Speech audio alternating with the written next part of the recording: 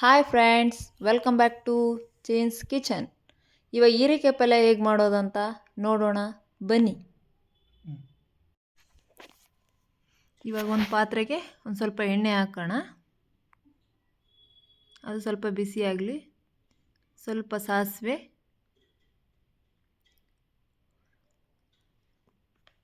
ಸ್ವಲ್ಪ ಕರಿಬೇವು ಹಾಕೋಣ. ಸ್ವಲ್ಪ ಬಿಸಿ ಆಗಬೇಕು. ಆವಾಗ ಚಿಕ್ಕದಾಗಿ ಇಟ್ಕೊಂಡಿರೋ ಹೀರೆಕಾಯಿ ಮತ್ತು ಈರುಳ್ಳಿನ ಹೆಚ್ಚಿಟ್ಕೊಳ್ಳೋಣ. ಈರುಳ್ಳಿ ಹಾಕೋಣ. ಇವಾಗ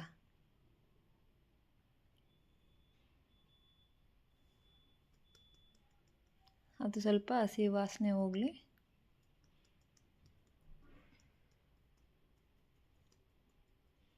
ಸ್ವಲ್ಪ ಅರಿಶಿನ ಹಾಕೋಣ. ಸ್ವಲ್ಪ ಫ್ರೈ ಮಾಡ್ಕೊಂಬಿಟ್ಟು ಇವಾಗ ಹೀರೆಕಾಯಿ ಹಾಕೋಣ.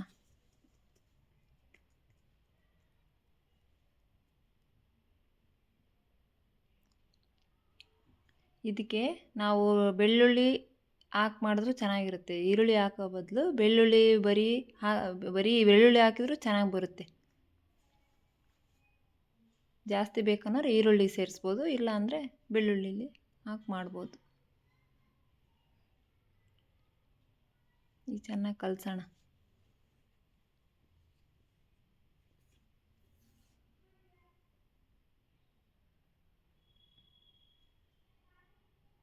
ಇದಕ್ಕೊಂದು ಸ್ವಲ್ಪ ರುಚಿ ತಕ್ಕಷ್ಟು ಉಪ್ಪು ಹಾಕ್ಬಿಟ್ಟು ಒಂದೆರಡು ನಿಮಿಷ ಮುಚ್ಚಿಡೋಣ.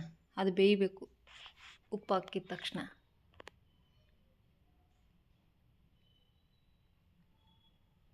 ಇದರಲ್ಲಿ ಲೇಟ್ ಅನಿಸಿದರೆ ನೀವು ಬೇಕಿದ್ರೆ ಕುಕ್ಕರಲ್ಲೂ ಮಾಡ್ಕೋಬೋದು. ಹಂಗೆ ಅವಾಗವಾಗ ಒಂದೆರಡೆರಡು ನಿಮಿಷಕ್ಕೆ ತೆಗೆದ್ಬಿಟ್ಟು ಚೆನ್ನಾಗಿ ಕೈ ಆಡಿಸೋಣ.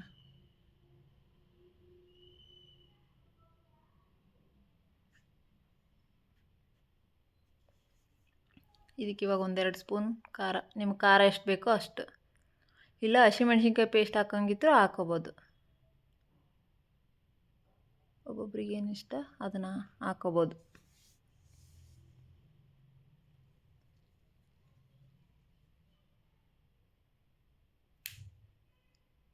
ಇವಾಗ ಒಂದು ಸ್ವಲ್ಪ ನೀರು ಹಾಕ್ಬಿಟ್ಟು ಒಂದೆರಡು ನಿಮಿಷ ಬೇಯಬೇಕಲ್ವ, ಒಂದು 5 ನಿಮಿಷ ಆದರೂ ಬೇಯಬೇಕದು. ಇದು ಹೀರೆಕಾಯಿ ಬೇಯಬೇಕಲ್ವ,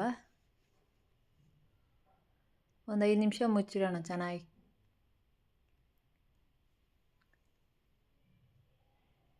ಇವಾಗ ಇದಕ್ಕೆ ನೀವೇನಂತೀರ ಗೊತ್ತಿಲ್ಲ, ನಾವು ಹುಚ್ಚೆಳ್ಳು ಪೌಡ್ರು, ಇಲ್ಲ ನಮ್ಮ ಕಡೆ ಎಲ್ಲ ಗುರೆಳ್ಳು ಪೌಡ್ರ್ ಅಂತಾರೆ, ಚಟ್ನಿ ಪುಡಿ, ಅದನ್ನು ಹಾಕ್ಬಿಟ್ಟು ಅದನ್ನೊಂದು 2 ಸ್ಪೂನು. ಇದು ಒಂಚೂರು ಎಣ್ಣೆ ಬಿಟ್ಕೊಳ್ಳುತ್ತೆ.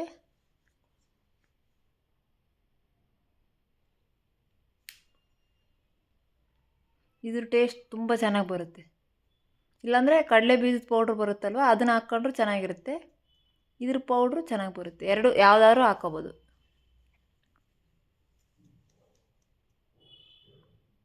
ನಾವು ಜಾಸ್ತಿ ಇದನ್ನೇ ಯೂಸ್ ಮಾಡೋದು ಎಲ್ಲದಕ್ಕೂ. ಸ್ವಲ್ಪ ಖಾರ ಕಮ್ಮಿ ಅನಿಸ್ತೇನೋ ಹಾಕಿದ್ದೀನಿ. ಮತ್ತೆ ಒಂದು ಸ್ವಲ್ಪ ಸಕ್ಕರೆ ಹಾಕ್ಬಿಡೋಣ ಅದಕ್ಕೆ. ಇದಕ್ಕೊಂಚೂರು ಕೊತ್ತಂಬರಿ ಹಾಕೊಂಬಿಟ್ರೆ ಹೀರೆಕಾಯಿ ರೆಡಿ.